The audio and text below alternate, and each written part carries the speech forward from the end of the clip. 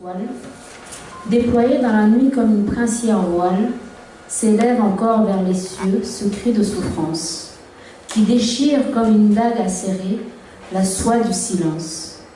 Des femmes à genoux tremblent, gémissent et pleurent, au creux d'une douce vallée où règne la peur, la terreur, semée dans une verdoyante vallée par d'étranges prédateurs venus de proches frontières, tels des anges exterminateurs au cœur d'airain, aux yeux troubles, aux mains entachées, de 1000 crimes obscurs, de sombres desseins occultés.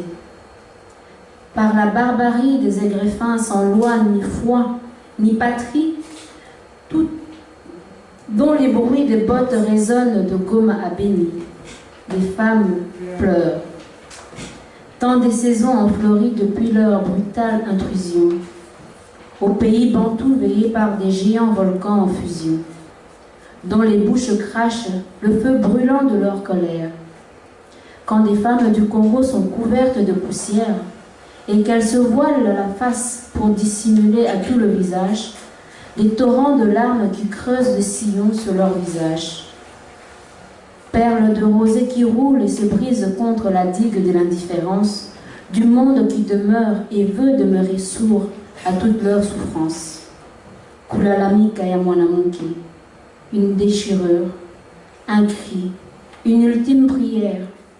Dieu semble les avoir abandonnés dans leur tourmente, leur enfer. Leur père, leurs frères, leurs maris, leurs fils les rejettent dans la rue. Ils ont honte de l'opprobre qui a coulé sur leur corps. Ils ont peur de l'opprobre qui a maculé leur corps et leur âme mise à nu. Des femmes pleurent. Le tabernacle de leurs entrailles, où germe la vie sacrée, par des hommes en folie, a été des dizaines de fois violé.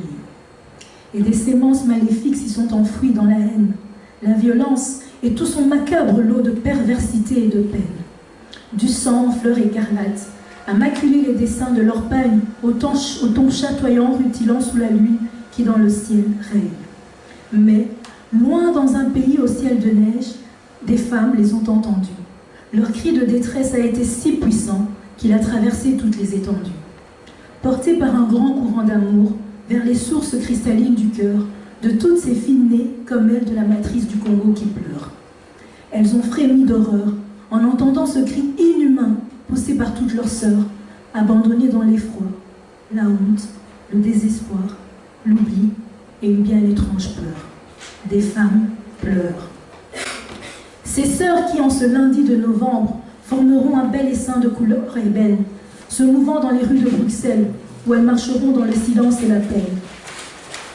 Une marche de soutien pour leurs compatriotes, devenus pareils à des sépales souillés, par une pluie de sang, de larmes, de sperme et de boue, répandus sur notre terre sacrée.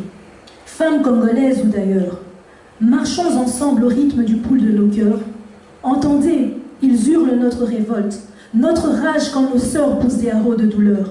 Vent, froid ou pluie ne feront point obstacle à nos pas animés, aussi par notre fol espoir. De réveiller enfin les consciences de toutes ces nations plongées dans l'ignorance et le noir, qui occultent les maux de nos mères, de nos filles, de nos sœurs qui portent et donnent la vie.